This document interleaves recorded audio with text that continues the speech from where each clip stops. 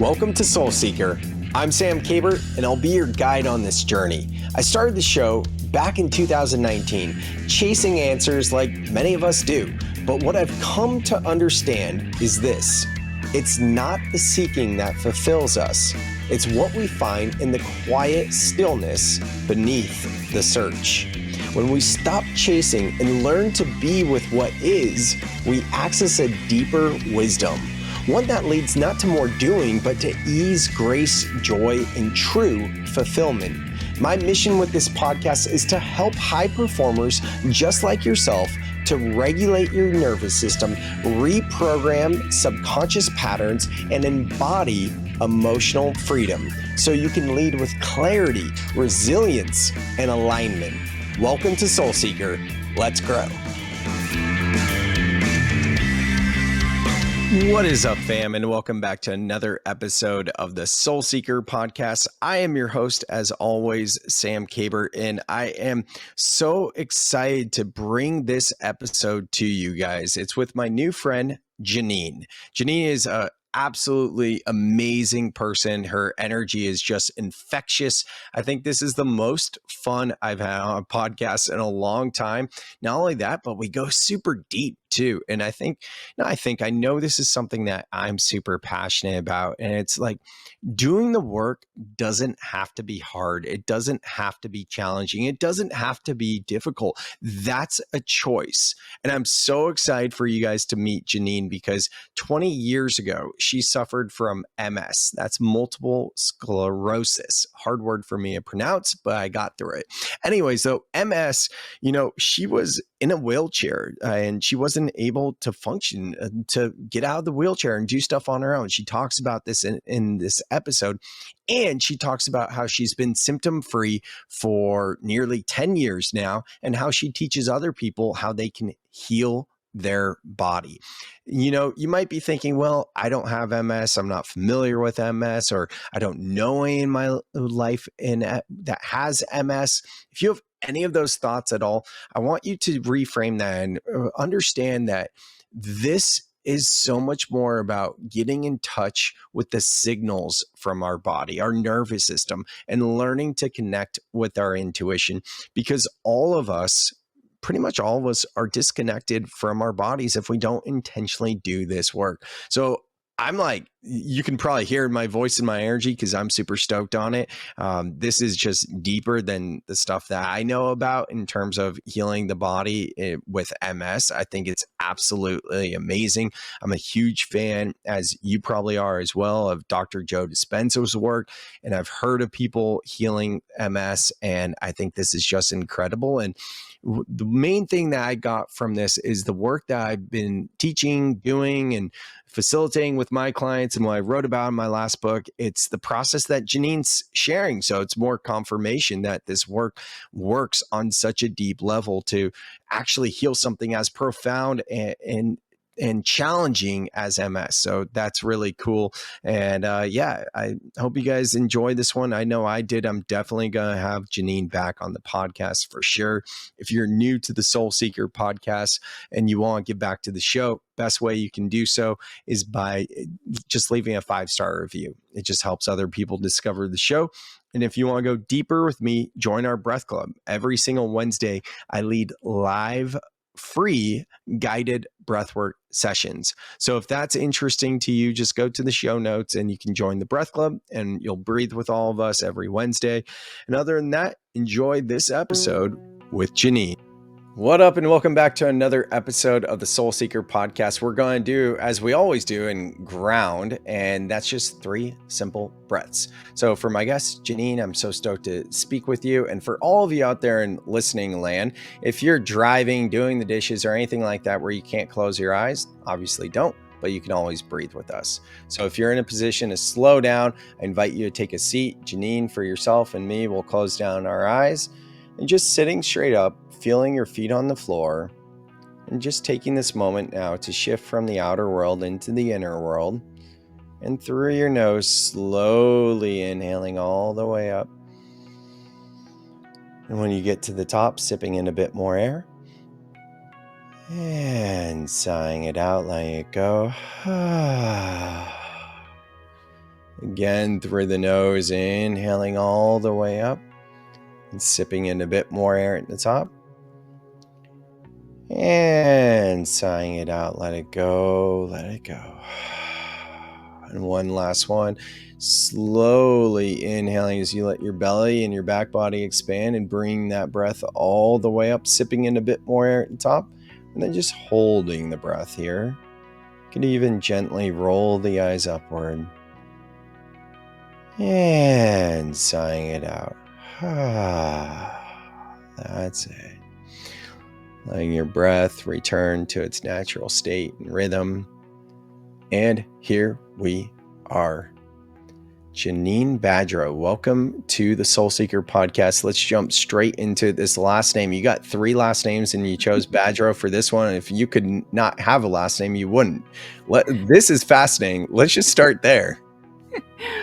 I love starting there because people are always asking me, what's your last name? I see 3 different ones and I don't know which one to go with. I'm coming into my own and I'm realizing that I don't want my current husband's name, and I never legally changed it. I don't want my ex-husband's name, which I did legally change it to back in the day. So my kids grew up with that name. And here I am going, all right, those kids are grown. I don't want to be this husband's last name. So let's go back to Badrow. But my maiden name, but I don't identify with that name either. And I'm wondering, like, what do people do? You know, you spend your entire life married and you have this last name that's not yours. I don't even know why we did that in the first place. Why are women changing their name? We are who we are. Can we stay that way, married or not? Yeah. Well, I think maybe that's the thing where, you know, mothers wouldn't have the last name of the kids. And so that's maybe why they changed the name initially. I'm not sure. Well, I have some family members who are in-laws who are straight off the boat from Italy. And they're like, you know, the U.S. is the only place that does that. We keep our names over there. Like we are who we are. Yeah, I didn't know that either. Thank you. Yeah. So in Italy, the women have children and the children take the father's last name and they keep their maiden name. A lot of people over there, and now some over here in the U.S. are starting to do the same. They give the child both the last name. So there's no middle name. There's just both last names. I didn't realize that, because I've seen the hyphenated, obviously. I've even seen like 3 hyphenated last names. So it's like, you know, if you, like, for example, if your kids had, what was the first name? Bono? Come on, keep up. There's Bono, there's Troutman, and now it's Badrow. Wait, no, this is fun. I love it. So if your kids, they are Bono, but if they were Bono hyphen Badrow, because that's yours, and then they have kids, and then they took on the spouse's name, then that's how there would be 3 hyphens. 3 hyphens. Yeah, that would be a lot of names. 2 hyphens, 3 names. 2 hyphens, 3 names. Yeah. But they would take my girlfriend had it right.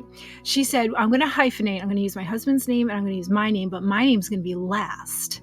So this way, no. She said, my name's going to be second. So this way they drop the last name and then use their spouses. So there's all these ideas, all this new way of doing it. And I think that's the point. Do something that feels right for you. Stop following society's rules. We don't have to follow these rules. Do what feels good to you. And I think that's what I'm coming into in this decade of my life. No, I'm me. I'm Jeanene. I might not identify with Badrow right now because I haven't used it since I'm 18, but that's who I am. So I just want to go back to my roots. Yeah, this is so fascinating to me because this show is obviously called Soul Seeker, and your business has the word soul in it. What, minding your soul, is it? Minding your soul. Yeah, and we're going to talk all about it, but like getting to like identity and all of these things. Like when I did ayahuasca the first time back in 2019, I remember having this purge of my name, Sammy. I had so much like self hatred around my name, Sammy. One day in high school, I think I was a junior, I changed my name from Sammy to Sam, and I never looked back. And I have some people from back then or family members that call me Sammy, and like now I still feel a charge, like, you know, kind of a trigger, but it's much lighter.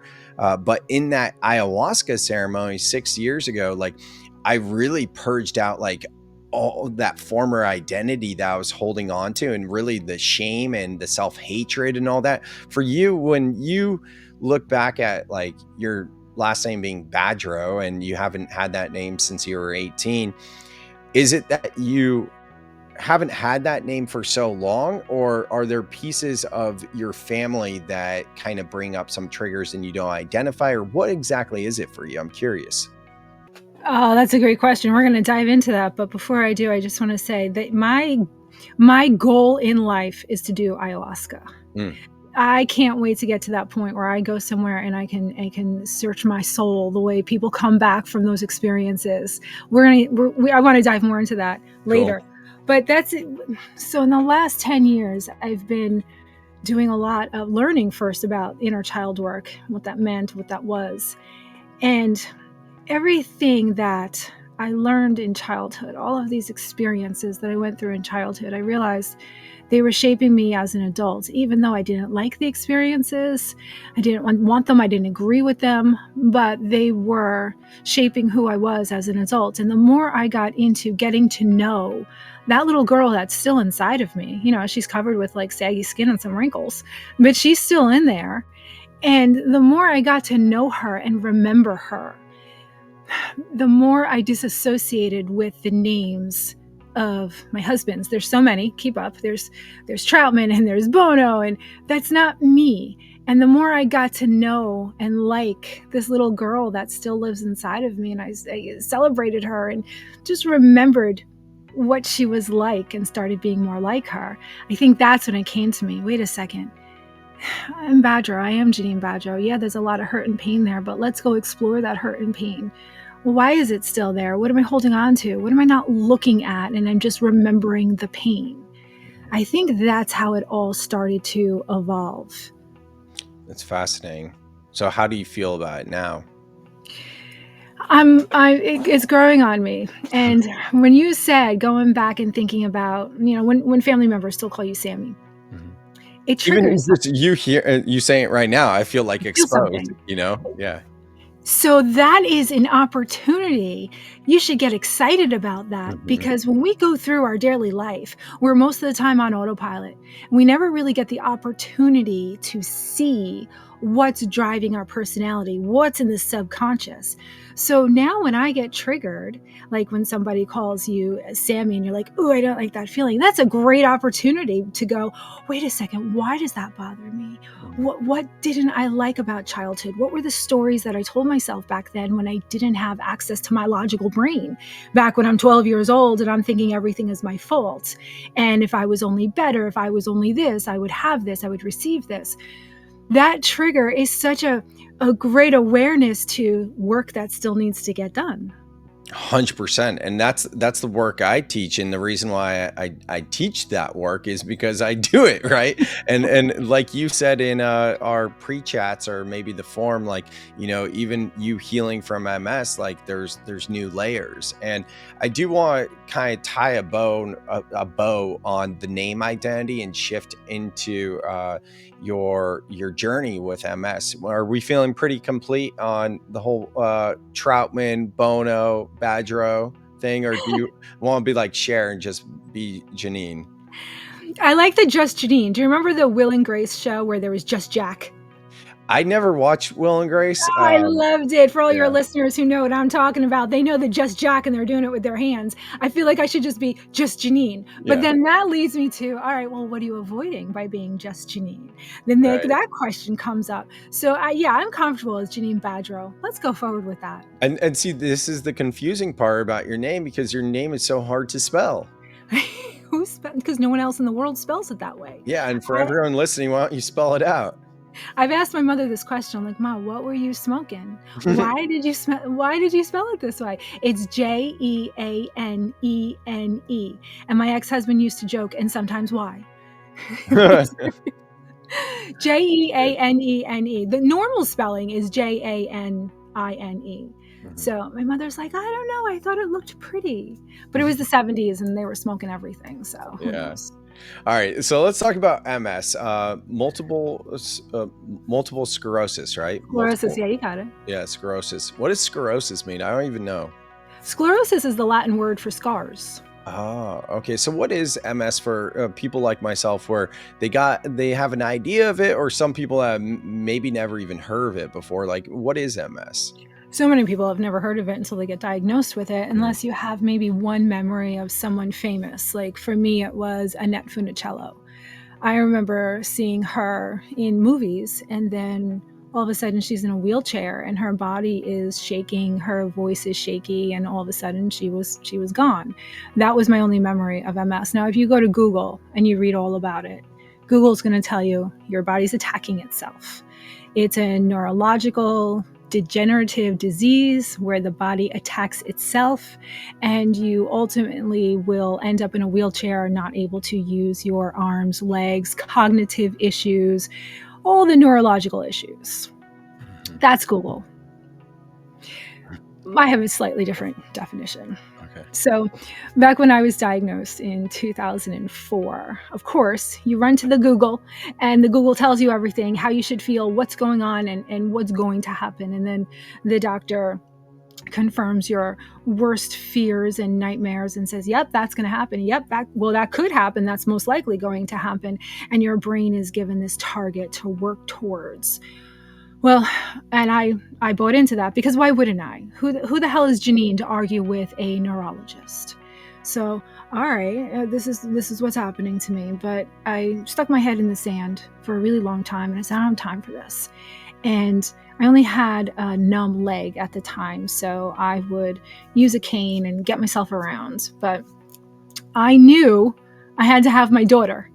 I only had one child at that time, my son, and the neurologist said, you need to get on medication right away. And I said, oh, no, I need to have another child. He's like, well, you can't. This medication is going to kill the fetus. I'm like, well, we need to have Julie. And my husband looks at me and goes, who's Julie? I go, yeah, no, she's our daughter. She's coming. So back in those days, I hurried up and I got pregnant. Well, what happened was she was 2 years old. I was left alone with her. And at that time, I was completely paralyzed in my arms and my legs. Could not move. I had to be carried Wait, everywhere. wait. This was after you gave birth? She was 2 years old, you said. Okay, got it. Yeah, she was 2 years old by this time. So I just got progressively, worse and worse until I had no arms, no legs, and I had to be carried How everywhere. was the pregnancy? Did it get worse during the pregnancy? The people who are listening to this who know MS, your body takes care of you while you're pregnant. MS, any other kind of disease, while you're pregnant, your body takes care of you, and Interesting. your symptoms are either gone or very much diminished.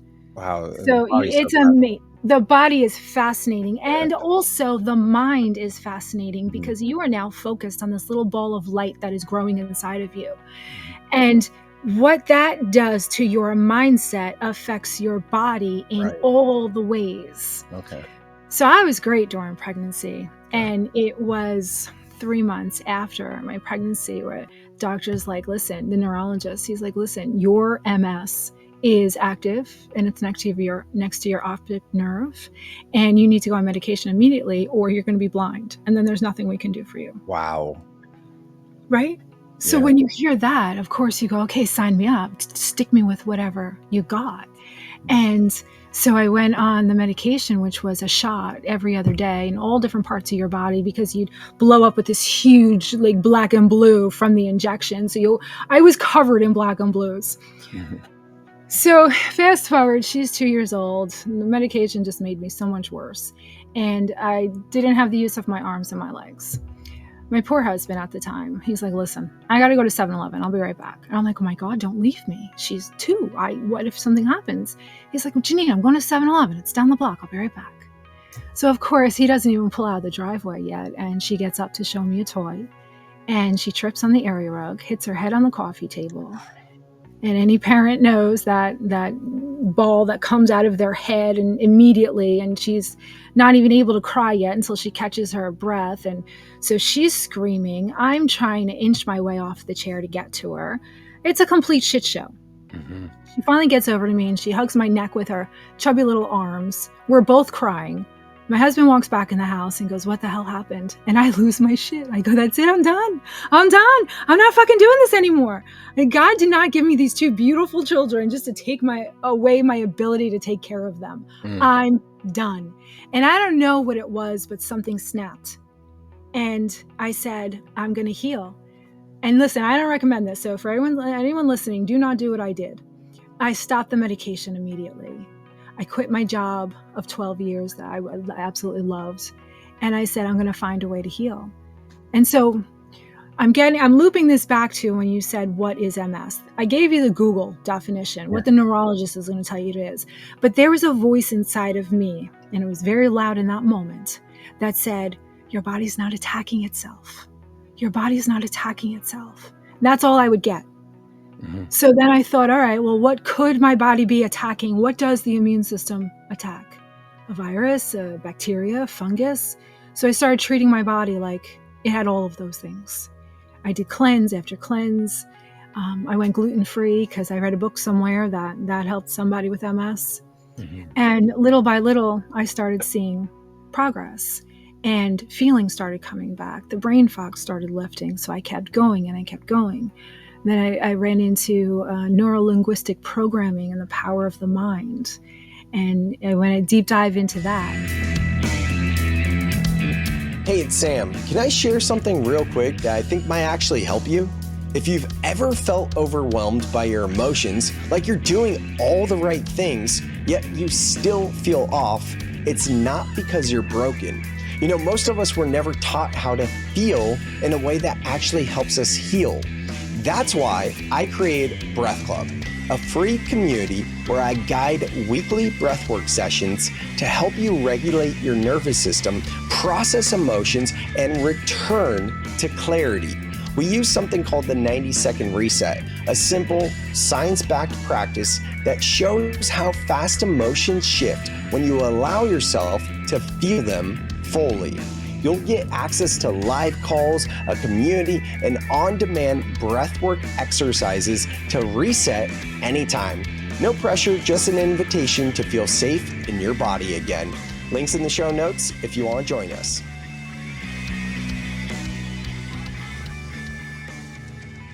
Fast forward now, so she fell 2008. 2015, the medical medium, Anthony William, released his first book titled The Medical Medium. Mm-hmm. And he said, MS is a virus. The virus is called Epstein-Barr. And I went, oh my God, he just named it. Now I have a target. Now I have a real target. So I would say I was healed about 70% by the time that book was released. Okay. And after reading the stuff in his book and putting together what I had already learned, I put together this entire protocol that took me to 100% symptom-free, 100%. And then from there, I just started reaching out to people going, I think I got something. I think this works. You want to try it? That's amazing. So from the time from when you were in a wheelchair to when you made the bold decision, that moment with the 7-Eleven incident, to being healed 70%, how long was that duration, would you say? 2004, diagnosed. 2006, my daughter. When my daughter was born, 2006. 2008, she fell. I started. Oh, I see. Okay. Getting healthy. I started doing things, and then by 2015, I'd say 70% healed. So 7 years. Yeah, about that, roughly 7 years. I struggled in and out. I call it peaks and valleys now. Right. I struggled with the very deep valleys where I wouldn't have my legs for 3 months at a time. I'd lose my right arm. Right. But then I would come out of that valley. So relapsing remitting, they have a name for that stage of MS. So from 70% to 100%, how long was that stage? Less than a year. Less than a year. Once I knew it was the Epstein-Barr virus, it was less than a year. So timeline-wise, that was about 2016? Yeah. 2015, he released the book. By 2016, yeah. I was about 100%. 2018, I met my now husband. And then in 2022, I had another baby. Wait, is your husband now Troutman, or is that your second husband? He's Troutman. Oh, well then, okay. Well, I'm going to let that go, but yeah. Got it. Okay. So 2018 was when, sorry, I interjected there, but I forget where we were on the timeline. So completely healed by 2016. Right. And then that's when life started getting pretty amazing. I met the love of my life in 2018, so 2 years later. Yeah. And then, he didn't have any kids, and I had a uterus. So we got pregnant. Yeah. And here I am at 47 years old with a 3-year-old, a Wow. 23-year-old, and a 19-year-old. That's amazing. Awesome. So it's been about 9 years since you've been 100% healed. And is this something like, has anything ever flared up at all in those 9 years? Oh, yeah, of course. Okay. Now, when symptoms used to flare up, I would go into this shame spiral of, it's never going to go away. What's wrong? I can't believe I did this. I'm never going to heal. Today, when symptoms come up, now understanding the power of the mind, when let's say my right foot, the toes on my right foot will begin to tingle. Usually, let's say 10 years ago, my toes would begin to tingle. That would scare the shit out of me. I'd start to freak out in my mind. Oh my God, it's back. What's going to happen?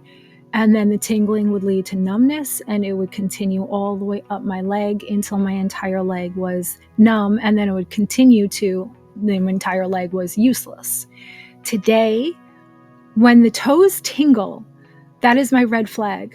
Mhm. And I have to ask, Jeanene, what's going on? What are you not paying attention to? What are you not looking at? What are you sticking your head in the sand?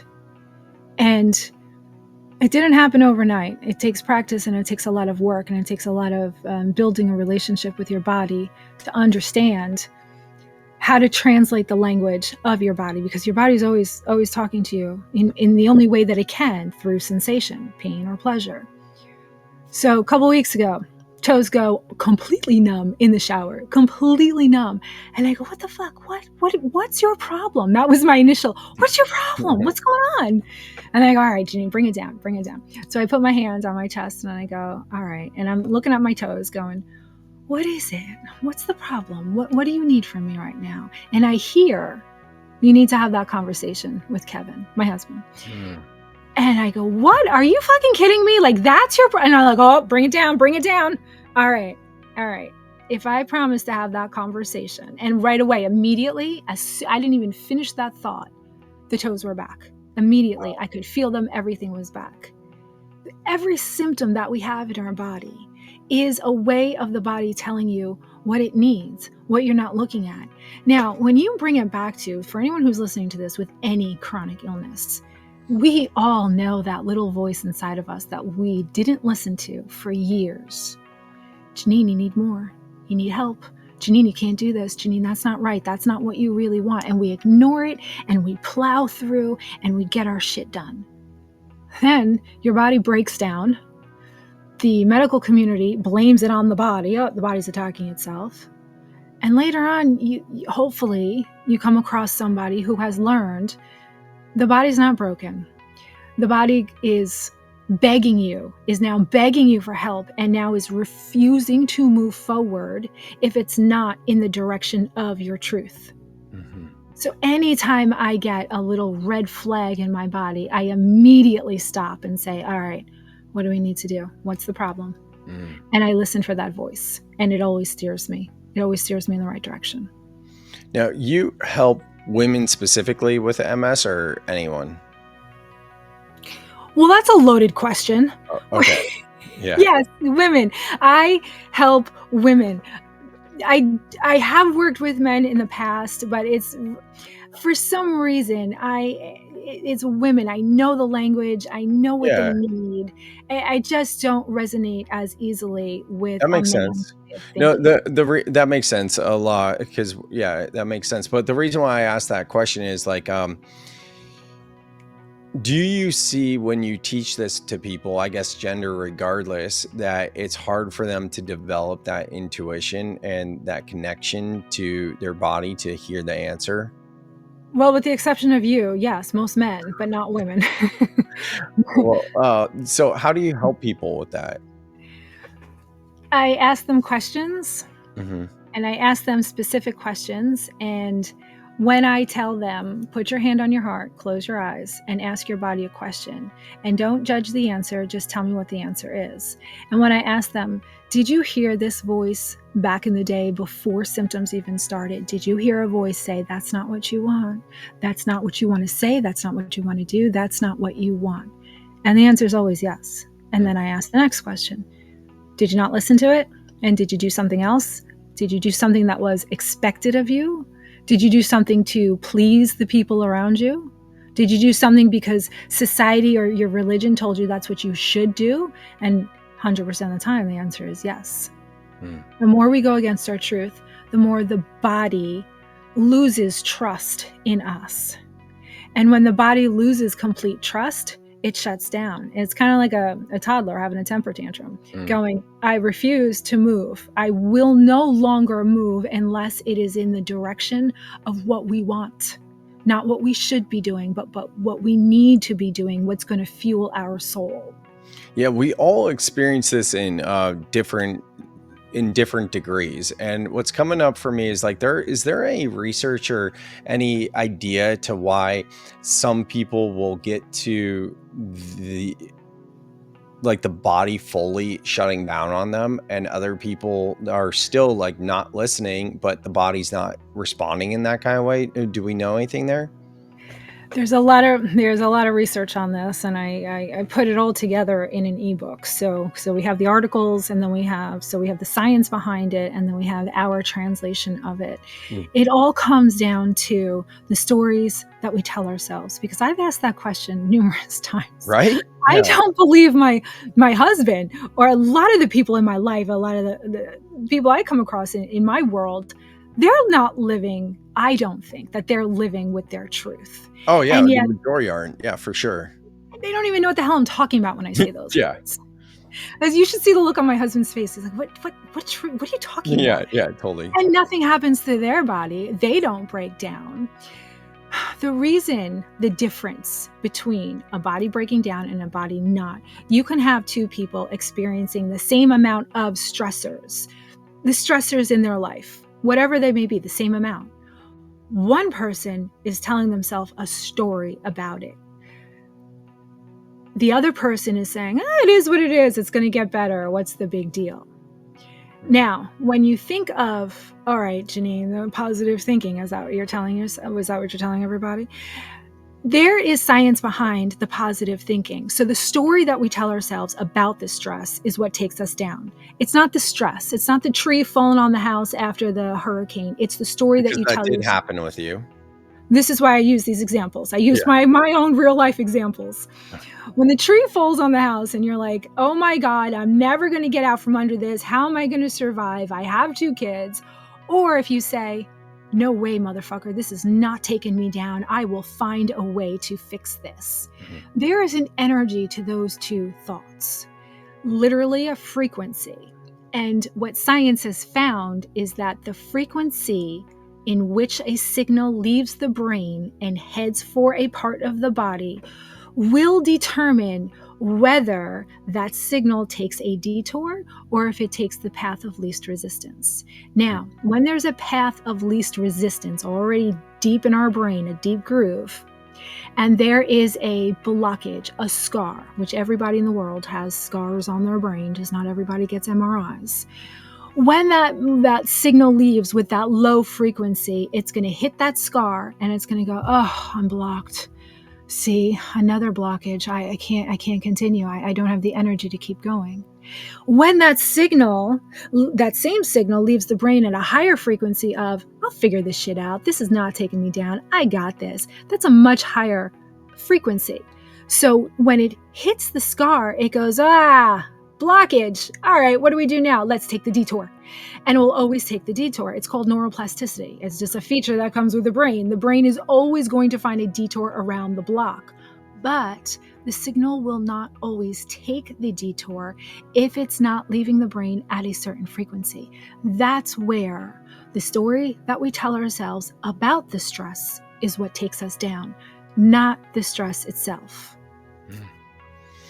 So in other words, that's super fascinating. And yeah, I love that. But to also think of it in like simple terms.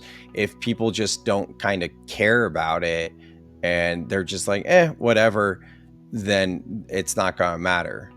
That's another frequency, because it's not releasing the cortisol in the body, because they're like, I don't care, whatever happens, happens. And that's an amazing characteristic or attribute of my husband. Whatever happens, we'll see, we'll all work out. That's a great frequency.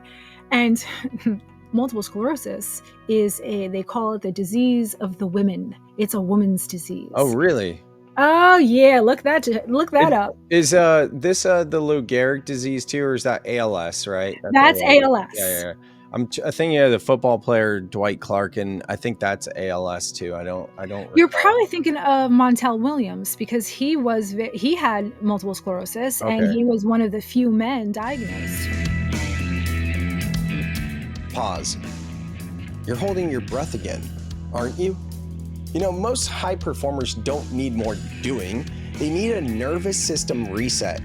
I'm Sam Kabert, and I'm a keynote speaker and nervous system coach, helping people just like yourself to reset from burnout and return to clarity. I've worked with organizations and audiences ready to move beyond burnout and into embodying clarity. My keynotes blend storytelling, subconscious reprogramming, and live breathwork experiences that get people out of their heads and back into their lives. If you're planning a conference, retreat, or leadership event and want something that doesn't just inspire, but actually transforms, head to the link in the show notes. Let's make your next event unforgettable.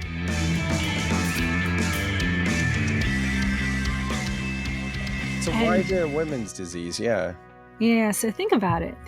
Have you ever been in a relationship with a woman? Or yes, of course. So or is it because they're more in touch with their bodies? We are no, because we need to And get more in touch with our bodies. That is the problem. We tend to be the people pleasers. We tend to be the ones who have to wear the mask, raise the children, take care of ourselves, look pretty, hold a job, take care of the man, take care of the house. We do it all. And we're okay with that. We love doing it all, but we want to be acknowledged. We want to be validated. We want a teammates to do it with. And a lot of the women that I come across who have immobility issues, it's because they're alone, they're not vulnerable, they put on a mask, they're people pleasers, they do not have self-worth, they don't have any confidence, and they need to be brought up again and remember who they are and find their worth again. I think that's why it's a disease of the woman, because of our emotional capacity, the way we have been wired to nurture everyone around us. It's just, we were in the cave, nurturing the children, taking care of the neighbor cave's children. And where were you? You were out in the woods, single focused on the animal, because if you were not capable of being single focused on that animal, we would die. We need that food. So that was your responsibility. Our responsibility was gathering up all the food with the children on our backs and preparing the food. We're designed to nurture and feel, because as the divine woman, we have to feel to master all of the emotions that we then have to teach to our children so that they can continue to procreate the race. All of your, not all of them, but a lot of the emotions, a lot of the soft side from you, probably a lot came from either your mother or a female figure in your life, correct? Mm-hmm. Absolutely. And was that female then taken care of and given a safe space to feel all of her emotions by a man in her life? Yeah. Yeah. So the job of the woman is to feel it all. And the job of the man is to create that safe environment for her to be able to feel it all. Validate her, support her. The job of the woman is to make that man feel like a king and give that education of all of those emotions for him. So we each have our jobs. You treat me like a queen, I treat you like a king, and you don't know where one ends and one begins. But that's why I think today, in today's society, we don't have that safe environment to feel all of those emotions. Most of us are alone in it. We're raising kids, we're bringing home the money, we're working full time, we're taking care of family members. And a lot of us don't have that male support, or even forget the heterosexual male female, just the support of another person to create that safe environment for us to be able to feel all of these emotions. Mm-hmm. Yeah, that makes sense. That makes a ton of sense. It's a lot. It's a lot to take in when we think about, we don't know where the body ends and the mind begins, and we're not supposed to know. It's this thing that works together. The being and the doing are a beautiful, happy dance. But we're never told how to take care of our bodies. We're told to set a goal and then make a task list and get it done and keep going and don't stop. And what happens is we lose ourselves. We lose connection with ourselves. And once that connection is severed, that's when the body will break down and we will be diagnosed with something. Yeah, that resonates. Absolutely. I want to go back a little bit to, was it Epstein, you said, the book? The Epstein Barr. That's the name of the virus. So the name of the book, the ebook, is MS Healing, the Epstein Barr Connection. Got it. And then what's the name of your ebook? Or is that? That's it. That's my ebook. Okay. I definitely want to read yours. Is it print too, or just ebook? It's just an ebook, and it's a compilation of all of the information that I've come across. So it's going to educate you on what the Epstein-Barr virus is, all the background information on it, and then it's going to give you in the last 2 chapters the mind and the body connection and how the frequency of the signal leaving your brain will either go to your toes or won't go to your toes, depending on whether it's a positive or negative frequency. And I give you the science behind that, the sodium channels, the potassium channels, everything needed to make the detour in the brain. Sweet. So that's in the show notes. So check it out, guys. That's definitely something that I'm going to be reviewing for myself. Super interested in that. In regard to like how you went from this 70 to 100%, I thought it was maybe the Epstein Barr, maybe just giving it a name, but what was like that light bulb that what was that thing that helped you? See, healing isn't linear, and I know we hear that all the time. So what does that mean? Well, healing happens not in, oh, I feel better. Oh, I feel much better. Oh, I feel totally better. It doesn't happen like that. It happens in these peaks and valleys where you go into a valley and then you come out of it and you feel great. And in order to hit the next peak, you have to go back into a valley, and that's how it works, the peaks and the valleys. So it wasn't one thing, but it was the not stopping being curious. I always wanted to know what makes me tick, what brings me joy. And I didn't even realize that was the key to the whole thing, is finding your joy. What makes my body move on some days and not move on other days? What's the pattern? I've always been very good at figuring out patterns. Back in my corporate life, I was the predictor of the pork bellies. I could know and predict when the pork bellies were going to go up, when the corn markets and ethanol markets were going to go up. And that really came from my mind always looking for patterns. So I never gave up being curious as to what my body was going through or why it was going through it. I wanted to master everything. So I would say the first 10 years of my healing was cleaning out my body, getting that virus out and fueling everything. And what was left was the numbness, some of the numbness, and my legs didn't move quite as good as I wanted them to. And I didn't even realize, I just kept focusing on the protocol and removing the virus. But looking back, now that hindsight is so clear, looking back, I was so focused on the mind and how the mind worked and what joy did, feeling joy did to my signals. And little by little, I felt, oh, when I don't listen to the shoulds and I do what I want to do, I feel amazing. When I am stuck in the, oh, I have to do this, I should do this, da, da, da, da, da, I feel like crap and my body doesn't move. And I think that's when I started running towards joy. Now, we all have jobs, and some of us have kids, and some of us have great husbands, some of us don't have great husbands. You can't expect to say, I'm going to live a life of joy every day, all day. But what I teach people is you could always inject some joy into everything that you're doing. You could always inject it. So that's the key to healing 100%. The protocol is probably 80% clean out the body, get the body functioning the way it was meant to function. And then that last 20% is work on the mind and the thoughts and injecting joy into your life every day to raise the frequency of your signals so that they have the ability to go from your brain to your toes uninterrupted. I love that. And you've seen the movie Inside Out, right?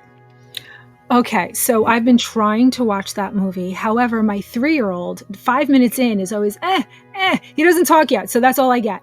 Yeah. He won't let me watch more than 5 minutes of it. We're working up to it. Yeah. I was going to say, you give me that joy character energy. You have that energy of joy in Inside Out. So I could see that. So for people listening that either, they have MS, they know someone who has MS, what would be like the playbook to do? Is it feel notice the physical sensation, ask the question, and then inject joy into your life? Is that kind of the playbook? I think that's hard to start with that. Whatever you feel is the right thing to start with, go ahead. But what I tell people is like, listen, when you can't walk and you're dragging your ass along the walls just trying to get to the bathroom, it's very hard to inject any kind of joy. So clean out the body first. Kill the Epstein Barr virus. 95% of people in the world have it, so it's likely that you do. And how do they do that? So there's a protocol. There's a number of ways to do it, but you just have to create an environment inside of your body that the virus can't live in. So we feed the virus every day. There are 4 things: gluten, dairy, eggs, and heavy metals. That's food for the virus. So when you eliminate those things from the body, all of a sudden the virus starts to weaken. And the reason why you want to weaken the virus is because that smart fucker is able to evade the immune system by putting out a smoke screen. Mm-hmm. So think of an octopus in the ocean. To get away from its predators, it inks, right? It floods the water around it with dark ink so its predators can't see it, giving the octopus time to swim away. Well, the Epstein-Barr virus puts out a smoke screen so that your immune system can't see it. It knows it's there, but it can't get to it to attack it. When you begin to starve it by removing its food sources, all of a sudden it starts to weaken and go, oh no, I can't do this. And it can't put out the smoke screen. And your immune system then can see it and go, hey, fucker, look at you. I got you. And it kills it. And then you work on getting your detox systems moving. So the lymphatic system, the excretory system with the lemon water and the celery juice so that you flush out that dead virus. Because the dead virus fucks us up too. It's a neurotoxin, it's a dermatoxin. So not only is the live virus bringing us down, the dead virus is. So there is a whole system. You got to get I call it the starve, kill, detox protocol because we're starving the virus, we're killing it with the immune system, and then we're detoxing it out of our body. Yeah, and as long as you have those 3 components, your body knows what to do. You just got to give it the tools in order to do what it already knows how to do, because you wouldn't ever go to your contractor and be like, listen, I need a house built, but you can't use any wood or nails, and I just need you to get it done. That's what you're doing to your body. I need you to kill the virus, but I'm not going to give you any tools to do so. Starve, kill, detox. That's so good right there. I love that. And for people listening that want more support on that, we did a podcast with Megan Perkins. She's a regenerative health practitioner, and I introduced her to you. I think she's going to be speaking with your group, hopefully. Yes, but yeah, she's amazing. Rebellion. What's that? Yeah, she's going to be in the MS Rebellion. Thank you for that. Yeah, that's awesome. I did her 7-day rainbow cleanse through Zen Cleanse, and it gets out the mucoid plaque and some other stuff as well, like gallstones and things like that. All the shit that doesn't belong in there. Yeah, and I was just speaking with her again recently, being like, I want to do another. But anyways, okay, so this is like phase 1, like starve, kill, detox.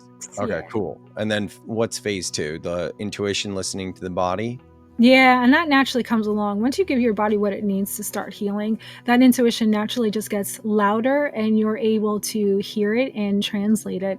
And the way that I work with people is I do it within communities, because I can give you all the information in the world, but you need to build your belief that the body can absolutely heal. And hearing it just from one person alone, no matter how true it is, you need to build the belief. So I work with communities of women, groups of women. I put together the MS Rebellion so that I have about 50 women in there building each other up, saying this worked, this didn't work. I injected joy this way. You should try this.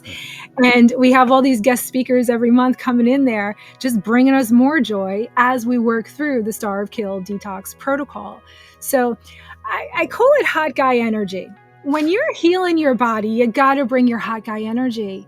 You would never go up to a hot guy in the coffee shop and be like, hey, you're hot. You want to go out? I'm free Saturday night. What do you think? You want my phone number? No, the guy's going to run in the opposite direction.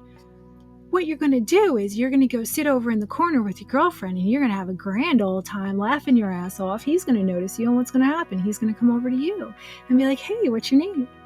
That's exactly how the universe works. If you're in a place where you're going, I got to heal, I got to heal, I got to heal, the universe is like, oh, God, needy energy, ew, right? What you got to do is do your healing, do your protocol, and have some freaking fun in life. Raise that frequency. Healing's going to happen no matter what. And that's where the belief in your body to heal has to come from. My body's going to heal no matter what. I'm going to go out and have a good time. Sure, I can't use my legs right now, but what can I do? What can I do to either get out of the house or have some fun while I'm in the house? And that's what we practice in the MS Rebellion, because we are rebelling against what the medical community has told us. That is awesome. I love all of that. It's so cool. I have another question. Like I went paddleboarding recently with my dad, and he mentioned the next day how his fingers were numb. And sometimes that happens, like his fingers get numb, and maybe it's arthritis. I'm not sure.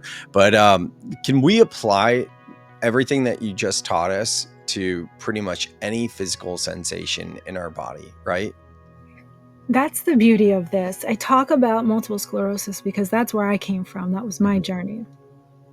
But the Starve, Kill, Detox and the concept of joy and rerouting your signals is just human design.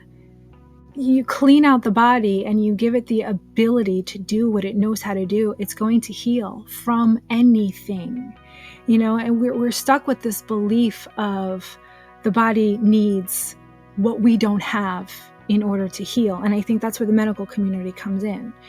If you're alive, your body is always healing, always. So this protocol is going to heal the body. The symptoms are just given its name for the collection of symptoms that you bring to the doctor. Whatever collection of symptoms you bring to the doctor is going to say, oh, we have a name for that. Here it is, right? But everything, every symptom, no matter what its label is a way of your body saying, I need help. I need more of this. And it's your job to learn how to translate it. Go seek out the information from people who've learned how to translate it. Learn how to understand what your body is telling you that it needs and give it to it. Mm-hmm. Beautiful. This is such a fun podcast and just so informative. And I'm sure we're going to do this again and go deeper on other subjects. Jeanene, this is awesome, awesome, awesome. I love it. What is the best way that people can get in touch with you?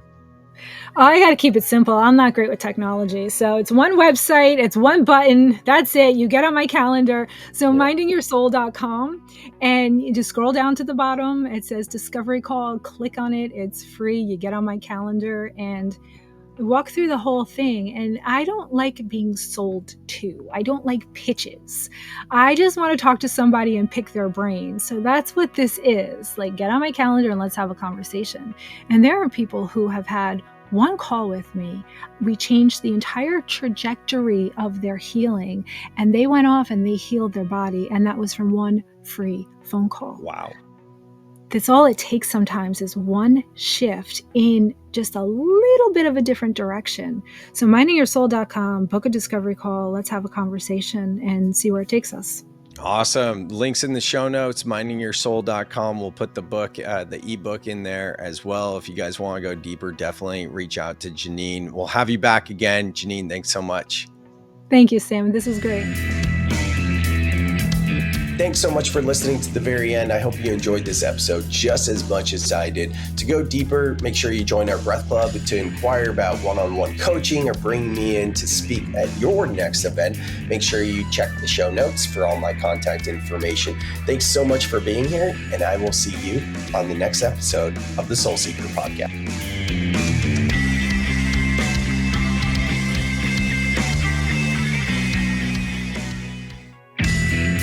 Thank you so much for listening to the very end. I hope you dug this podcast just as much as I enjoyed it. If you got anything at all, please, if you could just do me a favor and leave a 5-star review wherever you listen to this podcast, it helps the show grow. So thank you for considering to leave a review. If you want to go deeper with Soltara or Elan, you can find the links to connect with them in the show notes. And if you want to work with me, the best way to work with me, the easiest way to work with me is the free way, and that's by joining the Breath Club. The link to the Breath Club is in the show notes. And also know that I'm available for one-on-one support, that is coaching and guidance, as well as keynotes and breathwork journeys for conferences and events. Thank you so much, and I will see you on the next episode of The Soul Seeker.